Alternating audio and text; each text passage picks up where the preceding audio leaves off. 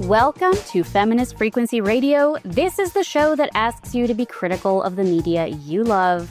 I'm Kat Spada. And I am AC Lamberty. Kat, get me a milk and Bacardi now.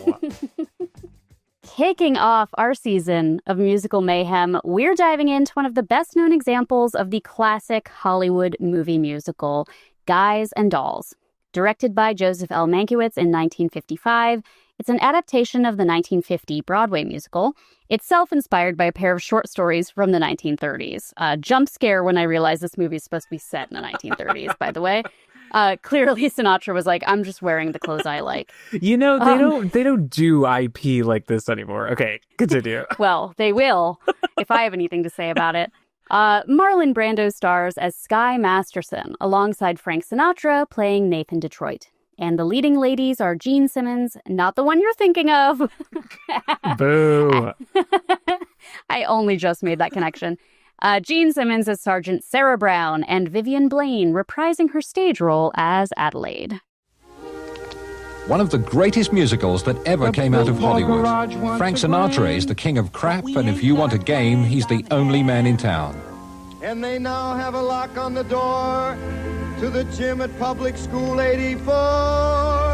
Why, it's good old reliable Nathan Detroit. If you're looking for action, he'll furnish the spot. Even when the heat is on, it's never too hot. Love, spiritual salvation, and the best floating craps game in New York are all on the line in Guys and Dolls. Nathan Detroit and Sky Masterson lead a well-dressed group of degenerate gamblers making bets all over Times Square. In need of cash, Nathan bets Sky that he can't secure a date with Salvation Army missionary Sarah, but the good Christian is lured to dinner with him in Cuba by the promise of a dozen sinners delivered to her mission. Meanwhile, Nathan's fiancée of 14 years, Adelaide, is the star of the best burlesque show imaginable. Souls are saved, couples are wed, and no one gets arrested. No, there's one cop in all of Manhattan. And he just can't catch a break. Classically bad at his job. Yeah. All right. Where to even begin? Do you have a relationship with this movie? My favorite Letterboxd review I've ever seen was Drew Gregory, who writes a lot for Autostraddle. She wrote, I'm unconvinced that this show is meant to exist in any format other than performed by 24 bad high schoolers, which is like kind of the only way that I understand this musical personally. I do have a relationship to this, sort of. Like, it's when I was thinking of like the classics, like there's ones that are really sentimental classics to me. Like, I really love Seven Brides for Seven Brothers. I've talked about it many times on the pod. And it's like bad. It's low budget. It's cheap. The story is weird, but it is just damn entertaining. And then this is a movie I've definitely watched a handful of times, but it doesn't really star any of my faves. Like, it's not a Gene Kelly movie. It's not a great dance movie, which was my interest. And I do not care about Frank Sinatra. I care about Marlon Brando, but like not the way he wants me to. Yeah, in this I found him pretty repellent, actually. Yeah. However, I think because there's just like a couple of killer numbers in this, that's why I've seen it a few times, is I'm like, it comes up in conversation. And I'm like, you got to see Adelaide. You got to see this, just the opening number of this. So I've watched it a few times. And then I did have the pleasure of seeing the 2009 Broadway revival. Oh, cool. Which starred Lauren Graham as Adelaide, Oliver Platt as Nathan Detroit, and Titus Burgess as Nicely Nicely. Okay, cool. So, do you remember who played Sky? A theater actor whose name I do not know, but I will be putting in the show notes. I found a performance from the Tonys from that year where it's really featuring Titus as singing the "Come On, You're Rocking the Boat" song. Rocking the Boat. Yeah, that was a banger. Come on, you're rocking the boat. And it's a great. I'm so excited for you to see this clip because you've got Lauren Graham is so nervous presenting this on the Tonys stage. You can tell she's like, I am not used to acting doing this type of thing. And then Titus's mic doesn't work. And you can damn. hear like a stagehand being like, I'm going now. And like Oh, runs I a love mic, it. a handheld onto stage. So it's got that great moment. That's But showbiz, baby. then you get this Broadway moment where I was like, oh, right, this is what they do. The, you know how the Salvation Army, like there's the general or whoever, The older woman. meaner older woman who comes in. She, on the Broadway production in 2009, is like a little bit naughty. Office siren vibes. Just like very like, oh my goodness, I can't believe she made that off-color joke. This isn't the Guys and Dolls my grandmother showed me. It's like, I love that. This is so dorky ass. I loved it. So like, yeah, that's my relationship. But then watching it, I was like, this is kind of a long and tedious movie. Yeah, I had never seen the movie before, and actually I feel like I had a pretty fundamental misunderstanding of what it was about. I literally knew nothing. I did not know Marlon Brando was in it. I didn't know it was a Joseph Mankiewicz movie, which I recently watched All About Eve for the first time and was like, that is like an all-timer. Yeah. So I was like completely fresh to it, and it didn't hit the same way other golden era classic movie musicals did for me. For many reasons. Yes. Where should we begin? Well, I think the reason I wanted this one just really jumped out why I wanted you to watch it, because I knew you hadn't, is like the masculinity in it. Yeah. And obviously we love to talk about our machos, Of but like course. this, I feel this is something Julie Klausner. I just heard Cola Scola talk about Julie Klausner talking about when a Broadway show has something for the dads and it's like a sexy Very lady. much that. I was like, this whole movie is something for the dads, Yes. right? Like, Totally. so like, Well, what was okay. your impression? Like, what were you expecting? And then to come into this swagger show. Yeah, I mean, expectations literally none. I feel like my thoughts on gender are kind of like two ways. Like, I feel like, weirdly, a lot of the trad gender stuff is like a lot of stuff I'm seeing now. Like, in social media content, in like kind of more network, like conservative storyline or like character archetypes. Like, I do feel like this weirdly still would play to an audience that is not me, but like that was a little chilling to me. Do you know what I mean? Like, there is just such an insistence on like, fundamentally men and women are different, and like, what are we gonna do? I put Po Buddy's Nerfic to the movie in my notes, because like at the end everybody's like, hey, you know what, like, what are you gonna do, old ball and chain? And it's like, damn, like that still is like a mode of talking and thinking about gender that like really exists in the present American zeitgeist, at least. So, I don't know if you last night at time of recording were watching the final episode of the Sex and the City universe. I haven't yet. It's like homework for me. I dread it every week. I watched every episode with a strange look on my face where I was just like, what choices are happening? But this show ends, as we all have speculated, was not the intentional conclusion of the show, that it was canceled and it just ends on this weird whimper. But you have Carrie and Seema, the sort of new Samantha character, who are like 60-year-old powerhouse women. Fabulous, millionaires, top of their fields. In the final episode of this shit, after 30 years, they're both like, I don't know, will he put a ring on it? Yeah. Do you think I'll get married and be validated Carrie, by that? The note she gets about her horrible novel that's like, make it end, and then like, why isn't there a man at the end? Isn't it sad that way? You're making it a drama? It's like, what the fuck? Really? Yeah. Anyway, I found that weirdly prescient in Guys and Dolls and was like, oh God, like, this is so ingrained in such a fascinating way. So there is that kind of broad strokes. But then, honestly, the masculinity stuff, really, I'm just interested in the behind the camera stuff of it all. So, I mean, we can get into the what did you production. find? But Sinatra, in particular, read that Sinatra really wanted to be Sky Masterson, the Marlon Brando role. And can't say I disagree, to be honest. Like, it seemed like it was hell on set and they hated each other and it was just like a pissing contest the whole time, only to end up with like some pretty wooden performances committed to celluloid, you know what I mean? But yeah, the casting I think is fascinating in terms of like masculinity of the moment not quite meeting the form. You know what I mean?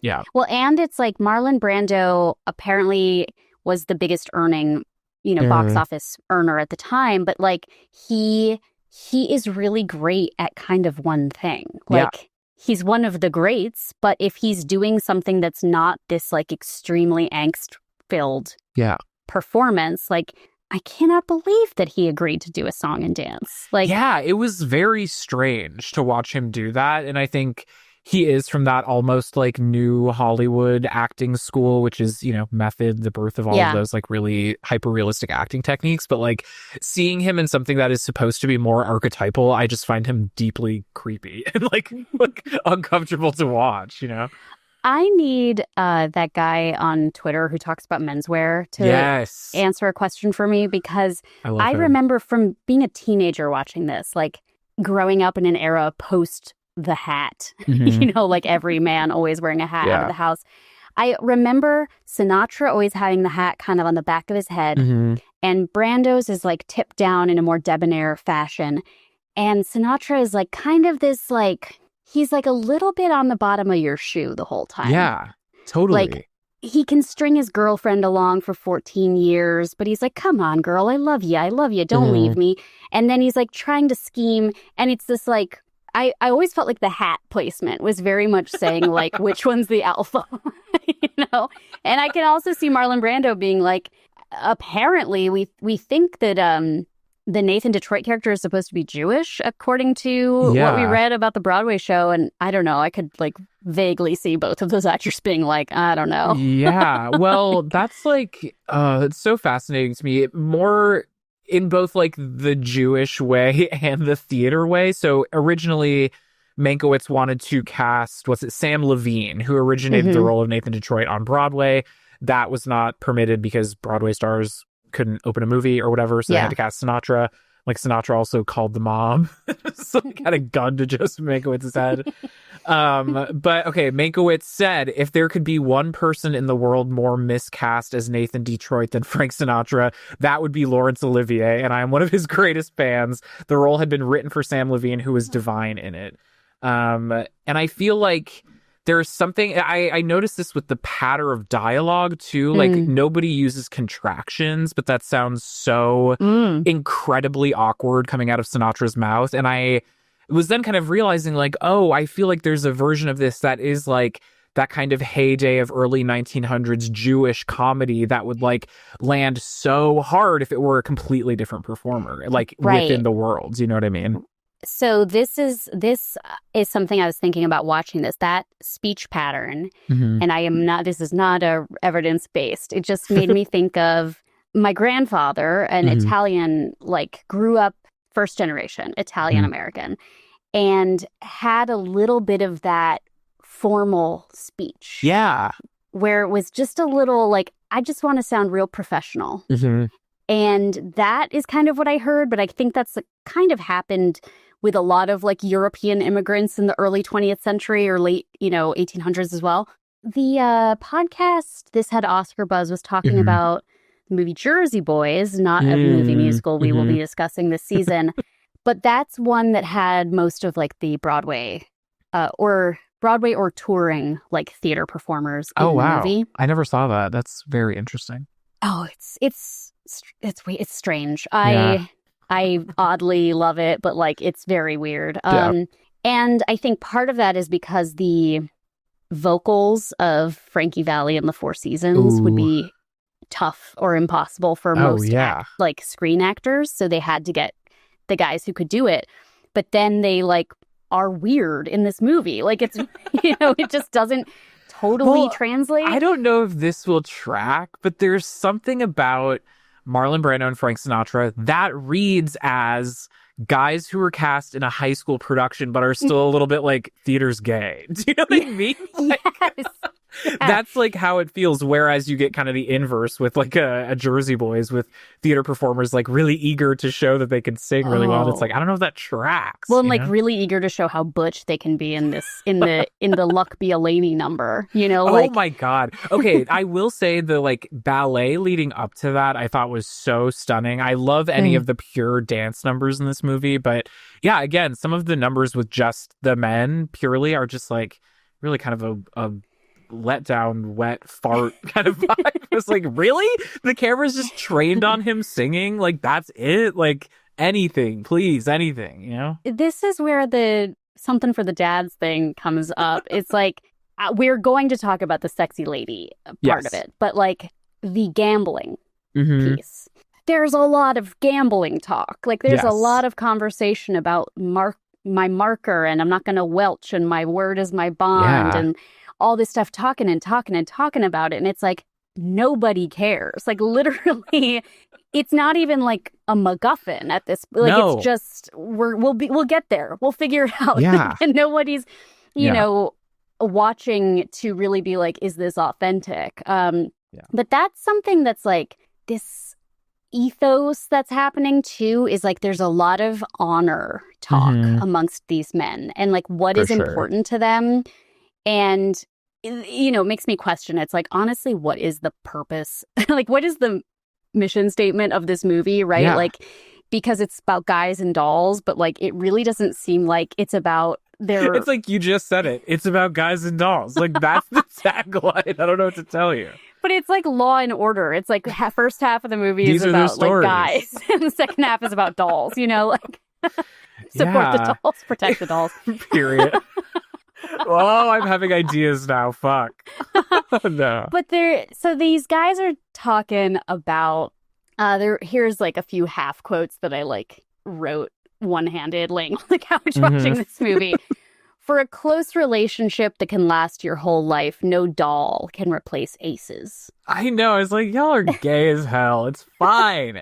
But interestingly, like the gender stuff, I do, again, find a lot of it repellent. But like, something about Frank Sinatra and Adelaide, I was like, he does love her. And he never says he doesn't. And is always like, why would I cheat on her or like fuck up the relationship? Like, I love her, which is sweet in its way. But yeah, it really is kind of like, I don't know. I also thought of the moment in School of Rock where Mike White is like, yeah, I'm a working stiff now. And that's cool. Like, that's like where they end up, basically. Yeah. Okay. What about consent in this movie? Jesus, like, doesn't exist. The intro scene with Sarah Brown, the Salvation Army girly who's like trying to save souls in New York, and Sky, Marlon Brando, is like really horrible. First of all, they're singing, they're having a mid-off. It's like, it's really quite bad. And then like he really is so aggressive and like, I don't know. I feel like it's not a novel take to be like, this man from this movie in the 50s treated a woman really crazily. But I was like, this is wild. Like, ew. It's shows how like disgusting the standards are, that like the fact that she gets drunk. I mean, he plies her with alcohol. Okay, so she goes to Cuba. Getting her to Cuba was insane, first of all. Her being obsessed with milk, also insane. I was like, you shouldn't be drinking milk. Like you're making America look insane. And then he like is extremely like grabby and weird with her, and then assaults the entire bar staff. Like I sort of felt like I expected her to get drunk and then to just like be making out. And the fact that like she gets drunk and he's kind of like I think he like buttons her button or something. Yes. Like he does something that like steps back. I do not care for his paternalistic shit. It's so weird. It's so weird.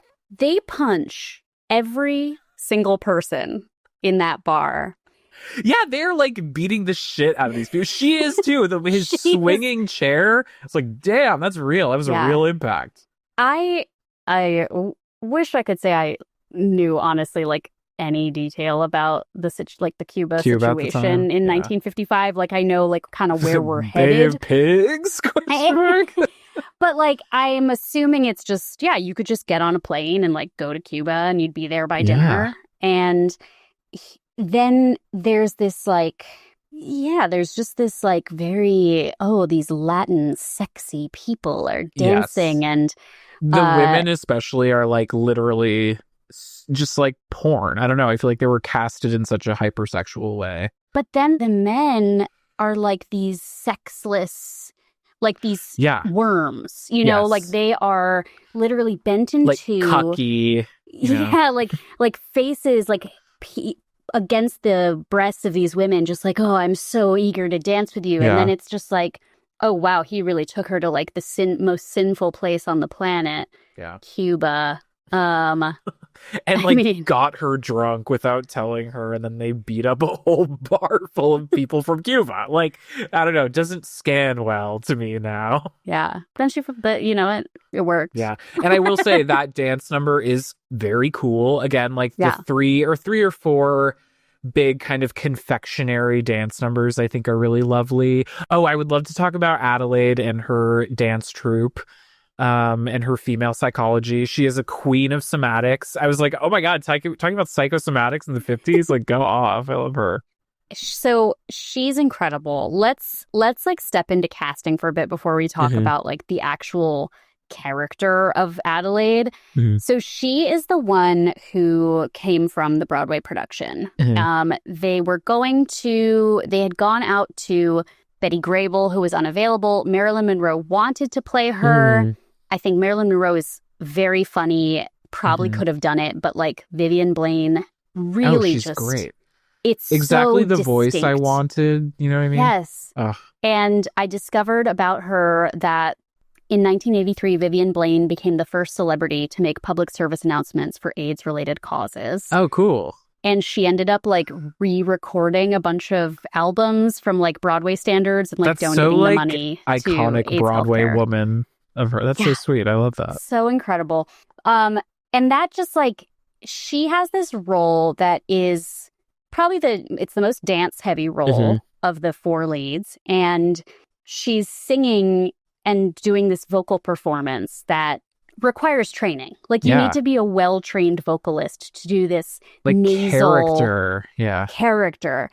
And it reminded me of a video I just saw of Carrie Coon. I will link this in the show notes. Where they said, oh, how'd you get this great accent you do for Bertha on The Gilded Age? And she talks about the underfunding of arts programs in our country. But she's like, yeah, Public schools don't have dialect coaches anymore. It's a fucking travesty. It's so horrible. It's like literally exactly what she says. She's basically like, well, I am not a big lady, and I had to learn how to fill an 11,000-seat theater as my first job. So that breath work is really important to learn. And I was like, I agree. I think that's when you can really see the difference between like, you know, somebody who's half in the bag probably during every take, Sinatra and Brando. And like Gene Simmons is fine. You know, she's fine. She does the job fine. Yeah, she's fine. She's like normal as hell. You know what I mean? Yeah. Man, but yeah, Adelaide was like a standout for me for sure. I thought she was like so captivating and beautiful. And also like was not like a child, which I kind of appreciated too. Yeah. Yeah. Well, she's been engaged for 14 years. Yeah, so exactly. But what do you think her job is? Like what she does at this club? Like, what is this club? Okay, I've been watching a lot of Samuel Fuller movies. I don't know if you're familiar with him. He was like early 60s into the 70s director who just is like, he like started as a muckraker kind of investigative journalist and then did these like really pulpy stories about American like political and like socioeconomic life. But he did this movie called Shot Corridor where one of the main characters is a woman who works at like one of these establishments and they do a like Guys and Dolls riff essentially on like her numbers, right? But even when I was watching that I was like, is this just like it's not quite a strip club, it feels like a relic of the era, like a gentleman's club kind of thing. I mean, I was sort of imagining it as like a Vegas, like today the closest thing might be a Vegas showgirl act where you're going to see some more nudity than you would usually see at like a show, but they're not they're not like sex workers necessarily, unless it's just like a high gloss, like maybe in reality it was like, if you were like a a dancing girl, you were probably Turning employed. tricks. Yeah, like, so it's like, whenever those scenes happen, obviously watching them, I'm just like, oh, look, they're doing a little cute number. Fun and then dance. I'm like, oh, is this supposed to be like really raunchy? Yeah, there is like that kind of veneer over the whole thing, which I think is like very intentional. I love the opening kind of pickpocket ballet thing that happens. I think is like really indicative of that tone. But yeah, with her, it's kind of like, oh, wait, I feel like I don't know. I wanted more grit at times. Yeah. You know what I mean? I don't know. Right. Because she's from Rhode Island. She has lied to her mother and claimed I love that they got married years ago and had 2 kids. It's amazing. They've somehow gotten away with it. But it's kind of like, oh, these must be the two, like, they're on the outskirts of society, kind of. Like, he's running a gambling ring and she's a dancing girl, and they are in Times Square. God help anyone who dare disrespect his queen. It's like... Yeah, I wanted a little more. Again, Sinatra, I wanted more passion from them. You know what I mean? Yeah. But then, like, I don't think I ever really paid too much attention to the scenery in this movie before.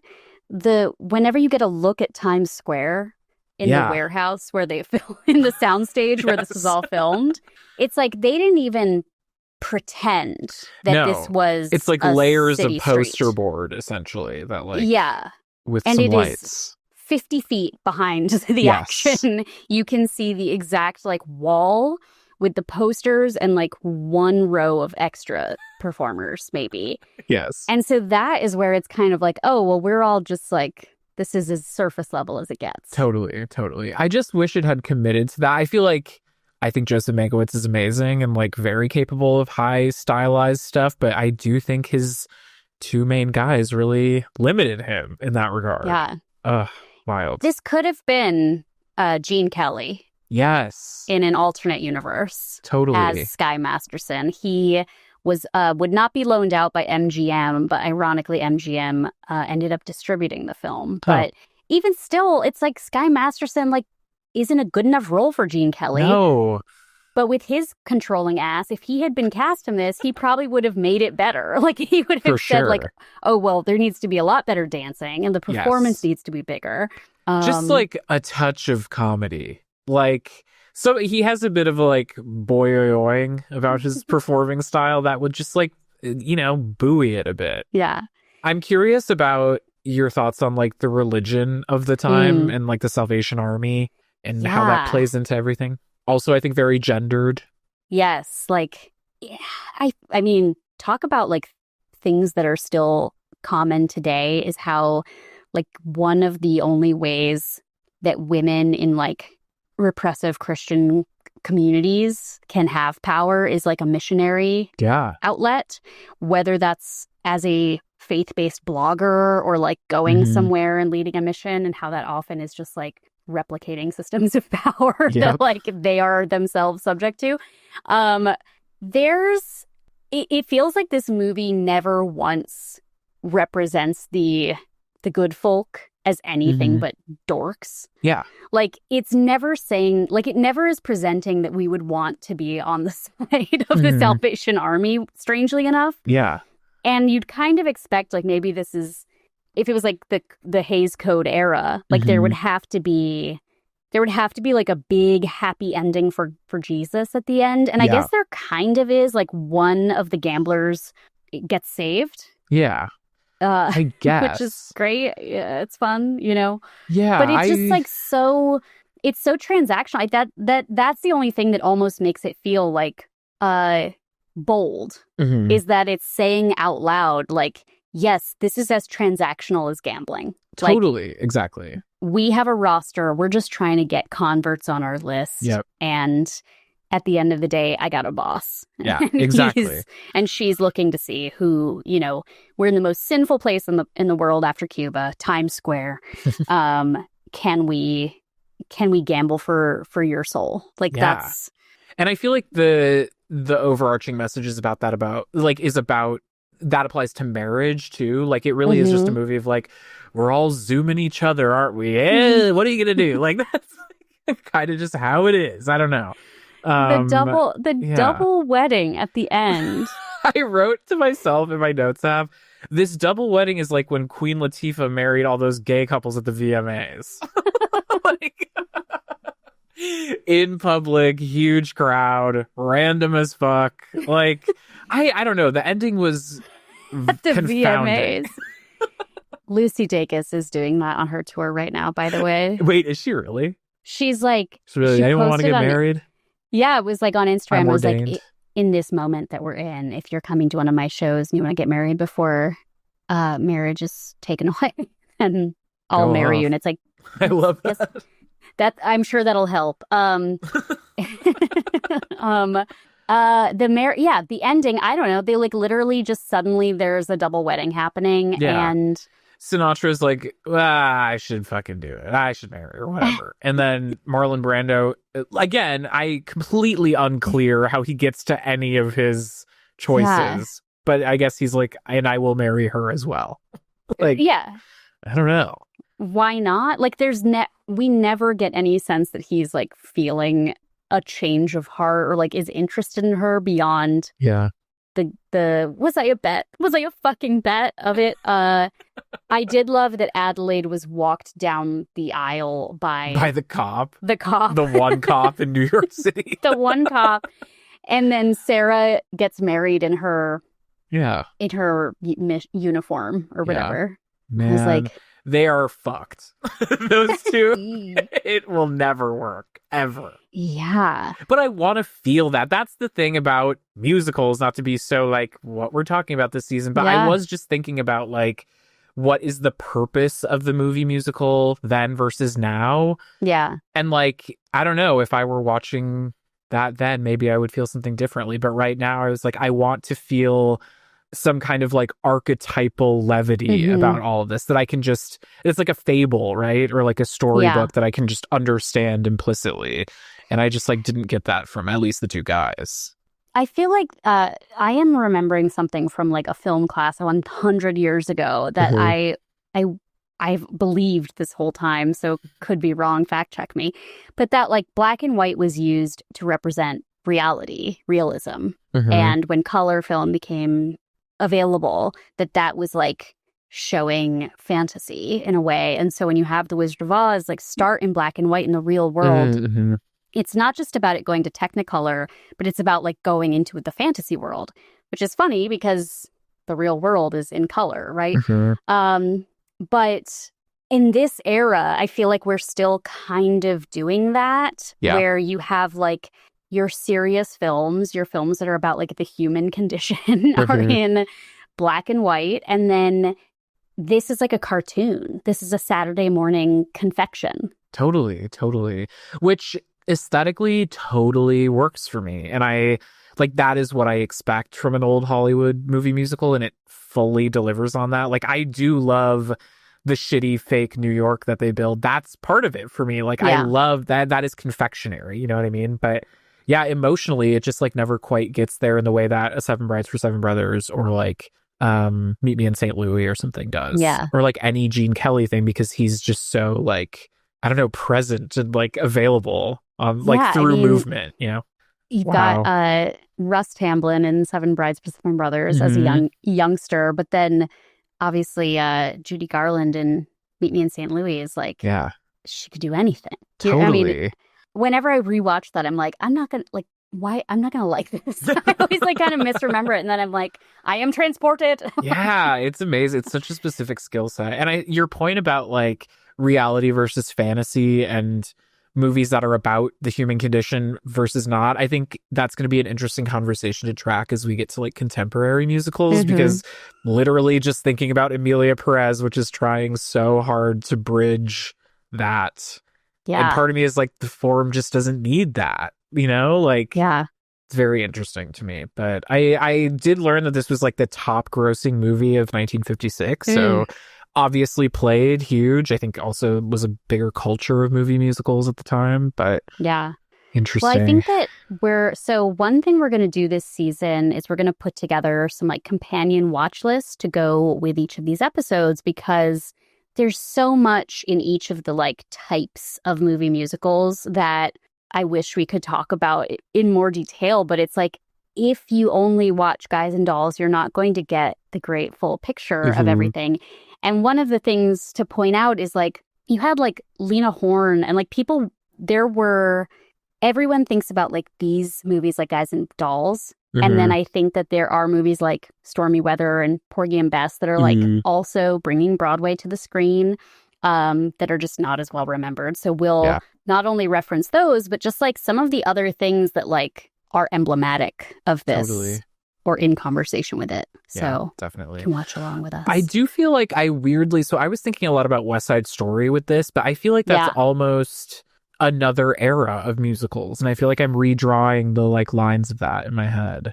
Same. I like trying to look at the map, the timeline of it was confusing for me, thinking about like, when did we go from the mid-century into the sort of civil rights era? Maybe like, is that kind of like the very early mark on on Hollywood, on pop culture, like things that were probably happening for a long time in life but weren't being represented on screen. Totally. I'm sure there's some like technological advancement too that was like, now we're shooting hella musicals, like why don't we do more of a broad variety or whatever? But yeah, it's very weird. And then you've seen Singin' in the Rain, right? Love Singin' in the Rain. That I think is also like really a perfect like opposition to this movie is when you take something from Broadway and you try to adapt it for the screen versus when it is created to be a film. Yes, that's a great point. Yeah.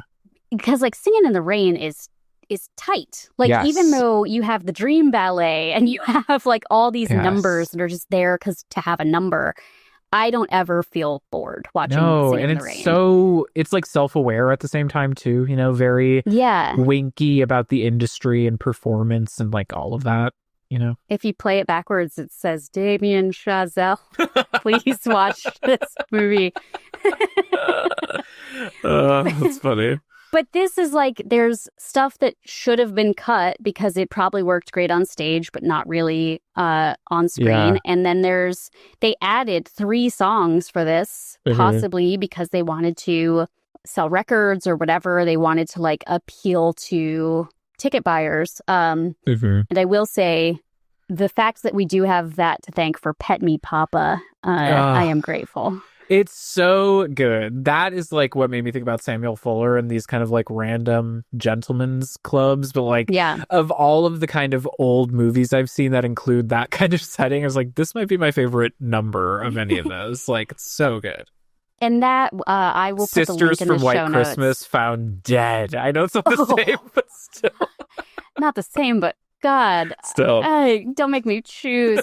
Pet Me Papa is Adelaide and her girlies, who are the Goldwyn girls. They're like the chorus gals employed by the studio, dressed up as little black kittens, singing about Pet Me Papa. It's a delight. It's so delightful. It's so good. Like incredible, just like thinly veiled pussy talk. Yeah. Like, it's amazing. For 1955, it was like, go off. It's great. It's such a treat. So I'm glad we had that. But finally, possible remake? I was reading about it because I was like, there's got to be something in the works. I know they're trying to remake Gypsy. They're trying to like do all this, all these remakes. And when I saw it was Rob Marshall, Bill Condon replaced by Rob Marshall. I was like, well, those are the only two, I guess. I don't know. Do you think it'll just be it'll be a period piece? Like they aren't going to try to update it? I think this will never happen, first of all.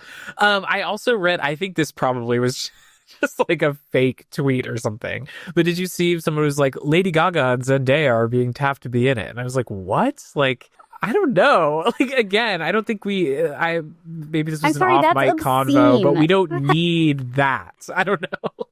They don't need that. Yeah. Like, so weird. Again, could be completely just me making shit up, but it was like a little weird to think about. I am not like screaming for a remake. But listen, what Mike DeLuca at Warner Brothers did for Sinners, perhaps he could do again for a Guys and Dolls like high budget remake. I realized when we did our season preview that we didn't talk about Sinners. In the Patreon bonus from our season preview, we talked about like stuff we watched over the summer, and for whatever reason, I didn't like think of that as a summer blockbuster. Yeah, I think it was a March release. Was. Though. Yeah, spring. Pretty early. Spring, you're right. But it was like easily one of the top memorable films of the year. Me too. I think it's number 2 right now for me. After Jurassic World Dominion, or? Yeah. After Companion, Flight Risk. No, after Naked Gun, plug for later. But anyway. Was Flight Risk this year? Yeah. For those who aren't in the know, Mark Wahlberg's Flight Risk. Which AC there and I was saw no director together. of that movie. Don't worry about it. Boy, that sure was a time. I was very glad for A-List that I could see that in theaters. The Michelle Dockery starer. Yeah, I mean, she ate. Okay, but you know, if there's going to be a remake, so Lady Gaga and Zendaya, I think that's disgusting. I have to say, I feel like it's offensive to their careers. Yeah. Well, part of me is like, there is a horrible world in which they gender swap it and really try and make some kind of poignant, you know, message about gender and power dynamics or whatever. But that sounds horrible to me. Every remake, I'm just like, it's going to be set in a trap house. Like, well, I was like, this could, okay, the modern take, here's my pitch. Something about incels, basically, was all I got to. Incels and like, crypto. DraftKings. Yes. Like all the legalized gambling now. That's so funny. You know what? I'm breaking out the typewriter. Wait, let's go. I did write down a line where he is like, "Welcome to our fair city. The heat is on." I was like, that's trying to sports gamble in LA back when it was illegal. Anyway. So who's your let's say it's just keep it a period piece, no gender swapping. Who are your guys? I want Coleman Domingo in this in some way. I think he would just be able to carry the clothing, and that's very important to me. I think he would look so fucking good. Yeah. Man. I feel like he'd be a good Sky Masterson. Yeah. Actually, that's really hot. I think that would be amazing. He was like, come to dinner in Cuba. You're like, literally, I'm there. Bags are packed. Literally, exactly. He would actually really eat that. I think, wasn't he in The New Color Purple? Yeah, he was. As kind of a like horrible man. But he sold it. He's a talent. I love him. Nathan Detroit. I love the idea. This is so funny because Coleman Domingo is gay, but I was about to say I love the idea of someone really obviously gay playing Nathan Detroit. It was just like a terrible but you know that's the casting conversation. I don't know. To be honest, like Seth Rogen. Yeah, sure. It like that's the thing. Frank Sinatra is too cool and like too concerned about how he appears. You know? Oh, well, let's hope it never happens. And final point for anybody who might be curious, which is going to be no one. This all hinges on $1,000 that he's looking for, and I did want to know how much that was with inflation. So we're talking about $12,000. Damn, that's actually crazy. Wait, the actual final thing that I would love to call out. This is from our Wikipedia research.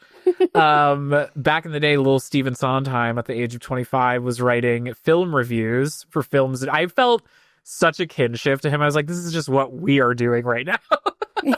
But he panned Guys and Dolls in his 25-year-old review when it came out. I'll read his review. It says, Sinatra ambles through his role as Nathan Detroit as though he were about to laugh at the jokes in the script. He has none of the sob in the voice and the incipient ulcer in the stomach that the part requires, and Sam Levine supplied so hilariously on stage. Sinatra sings on pitch, but colorlessly. Levine sang off pitch, but acted while he sang. Sinatra's lackadaisical performance, his careless and left-handed attempt at characterization, not only harm the picture immeasurably, but indicate an alarming lack of professionality. That coming from a 25-year-old is hilarious. Like, that's amazing. Get her, Jane. My Knights of the Round Table is like bitchy guys commenting on things, and it's like a 25-year-old Stephen Sondheim before he's had a lick of success. Yes. It's like Truman Capote. Pedro Dominic Pascal on J.K. Rowling's post. Like, fuck you, disgusting woman. Oh my God. Man. Yeah. Well, this love one for that. me, I'm glad to have a core entry in the golden age into my watch list, but it didn't have the spark as some of the others for me. Yeah, I think anybody who's watching, you can find some clips of the musical numbers on YouTube. You'll be good. But you can go to our Big watch dance list numbers are great. to find some better through and through movies to watch. Agreed.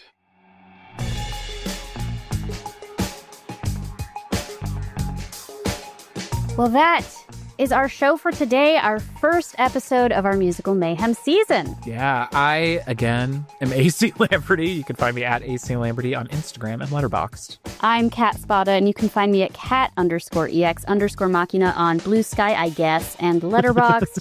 And please be sure to follow Feminist Frequency on all the platforms at femfreq. If you're a Patreon subscriber, be sure to stick around for the bonus episode. We are going to be talking about the new Naked Gun reboot. If you like our show, help other people find it by sharing, subscribing, rating, and commenting on your favorite podcast app. Thanks so much for listening. Bye. Bye.